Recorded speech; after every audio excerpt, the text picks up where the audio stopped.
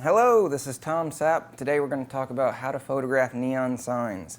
Now you can make this very, very technical if you'd like. You can use light meters and meter the light that's coming off of the actual sign itself. And that's the exposure you're going to want to get. You don't want to hold it facing the camera like you would with a subject that has light falling on it. That's when you would photograph, say, using the sun.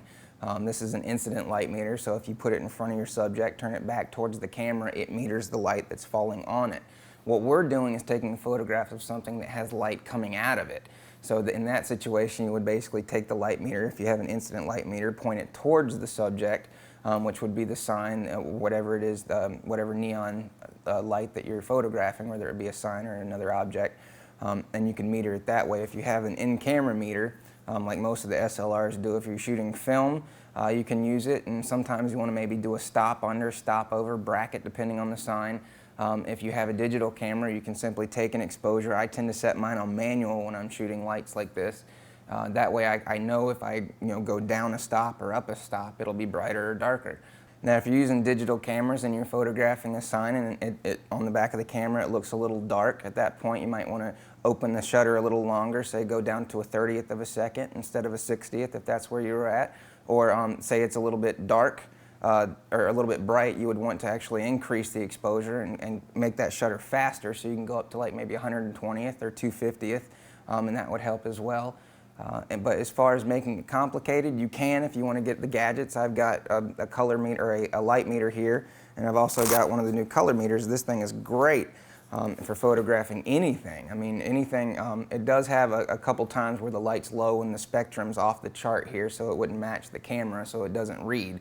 But rarely does that happen. I use this thing in the end of the day to do portraits out on the beach, or I can hold it up and we'll just try it out here real quick. And now I'm going to hold this up to the light that's shining on me right now, and I'm getting 2930. That's 2,930 Kelvin.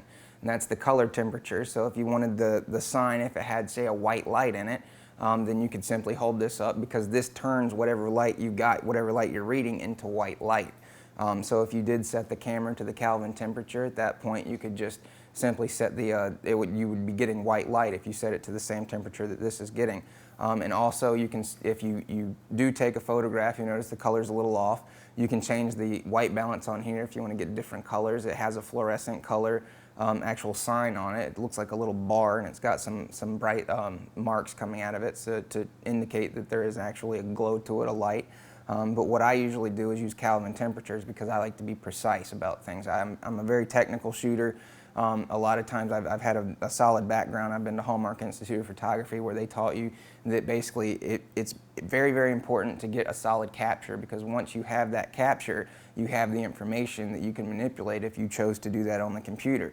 Now with the cameras being as good as they are, like I've got a D3, if I get that solid capture, if I was taking a picture of a sign and I used an aperture, say 5.6, and I got that sign just really crisp in there, and to where there was detail in the whole thing, and got the exposure right, so that none of the sign, nothing in the sign was blown out, all the tubes and everything had good color, good detail in them, and the color was accurate, you really don't need to do anything if that's what you're getting. If you simply want a decent representation of what you're looking at and what your eye is seeing, at that point you're done. Now if you wanted to enhance it digitally and do some different digital tricks with filters and various things in Photoshop, you can do that.